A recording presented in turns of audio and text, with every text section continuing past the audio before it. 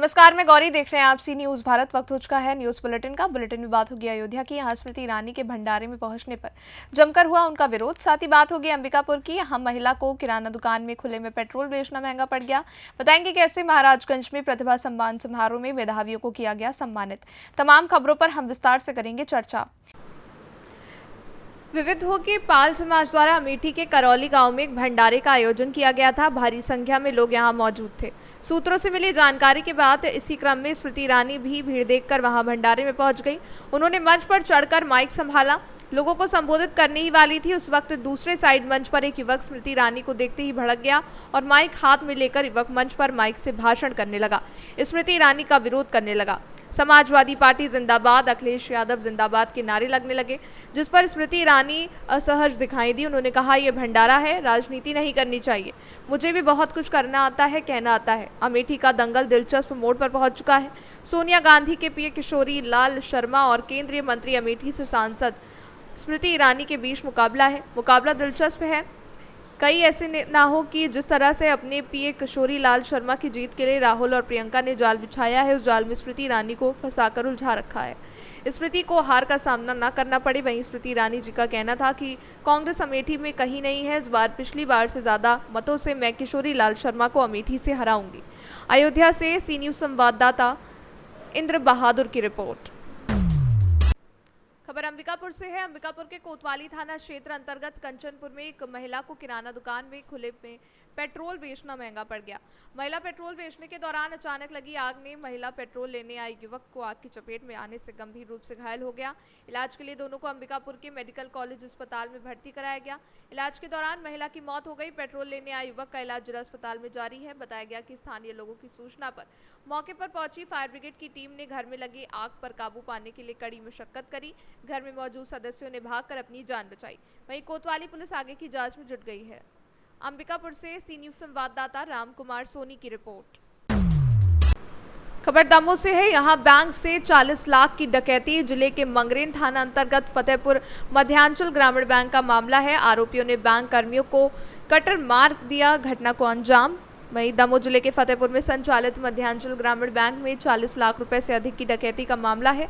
3 आरोपियों ने मंगलवार शाम करीब 7 से 8 बजे के बीच में बैंक में घुसकर कर्मचारियों पर कटर से हमला किया। उसके बाद बैंक से लूट कर फरार हो गए। घटना की सूचना मिलने के बाद दमोह पुलिस अलर्ट पर है, लेकिन अभी तक आरोपियों के बारे में कोई सुराग नहीं मिल पाया है। आरोपी बैंक से रुपए की लूट कर भागे। उनके हाथ से 100 रुपए के नोटों की 2 गड्डियां नाली में भी गिर गई, जो बाद में पुलिस ने बरामद की। फिलहाल इस बात की कोई जानकारी नहीं है कि आरोपी कौन था और कहां से आए थे। जिले में पुलिस के द्वारा नाकाबंदी भी की जा रही है। वहीं बैंक में चाबी छोड़कर घर चले गए थे मैनेजर, बताया जा रहा है। पूरे मामले को लेकर श्रुति कीर्ति सोमवंशी दमोह पुलिस अधीक्षक ने क्या कुछ जानकारी दी है, आइए सुनवाते हैं। गंभीर वारदात सामने आई है, क्या कुछ घटनाक्रम है? ये फतेहपुर के अंतर्गत एक मध्यांचल ग्रामीण बैंक है, जहां पर आज शाम को लगभग 7 से 7:30 के बीच में 5 लोगों द्वारा जो है वो बैंक के अंदर घुस के लूट करने की घटना की गई है।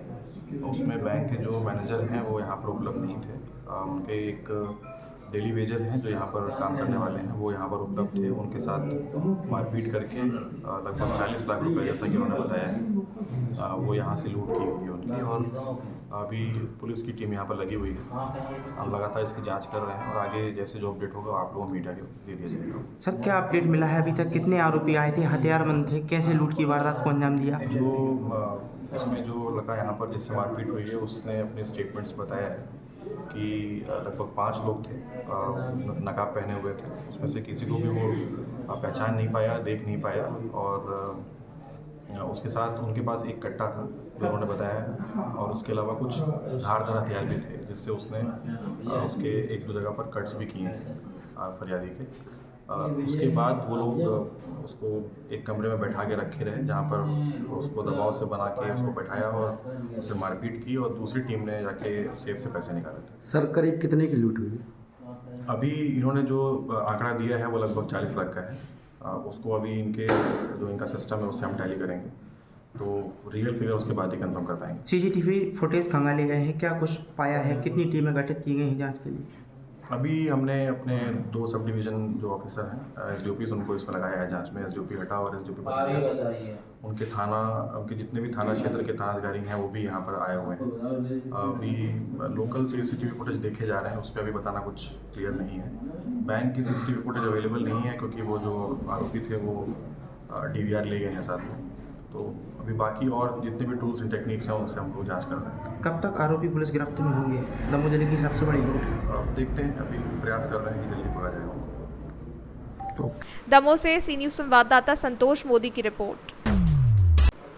खबर यूपी के महाराजगंज से है, जहां एक कहावत चरितार्थ हुई है, परिंदों को मंजिल मिलेगी, हमेशा ये फैले हुए उनके पंख बोलते हैं, खामोश रहते हैं वही लोग अक्सर ज़माने में जिनके हुनर बोलते हैं।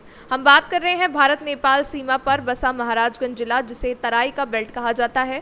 वहां पर राष्ट्रीय स्तर पर शिक्षा के माध्यम से अपनी ख्याति बनाने वाला सिसवा के चोखराज तुलसियान इंटर कॉलेज में प्रतिभा सम्मान समारोह आयोजित हुआ। बीते यूपी बोर्ड के हाई स्कूल और इंटरमीडिएट के परीक्षा परिणाम में जिलों के साथ साथ मंडल और प्रदेश के टॉप 10 में जगह बनाने वाले मेधावियों को उप शिक्षा निदेशक यूपी DIOS अमरनाथ राय ने सम्मानित किया और प्रधानाचार्य गजानंद मणि त्रिपाठी और प्रबंधक ने बताया कि कुशल अध्यापकों द्वारा शिक्षा प्राप्त कर बच्चों ने मेहनत कर विद्यालय का नाम रोशन किया है। आज प्रतिभा सम्मान समारोह का आयोजन हुआ है, बहुत सारे प्रतिभागियों को जो है सम्मानित किया गया, क्या कहेंगे? सबसे पहले आप सभी को बधाई। प्रतिभा सम्मान समारोह आयोजित करना बच्चों में पुनः एक मोटिवेशनल आधार प्रदान करना होता है, जिसमें आगे भी बच्चे इसी तरह से मोटिवेटेड बने रहें और अपने बड़े से बड़े लक्ष्य को प्राप्त करें। विद्यालय हमेशा जो है बच्चों पर ध्यान देता है और हमारे सभी अध्यापक, सभी विषयों के अध्यापक गहनता से बच्चों का अध्ययन करते हैं और उनको उस दिशा में आगे बढ़ने के लिए प्रेरित करते रहते हैं। इसी का परिणाम है कि आज बच्चे हमारे प्रदेश में, जिले में और हर क्षेत्रों में अपना स्थान बना रहे हैं।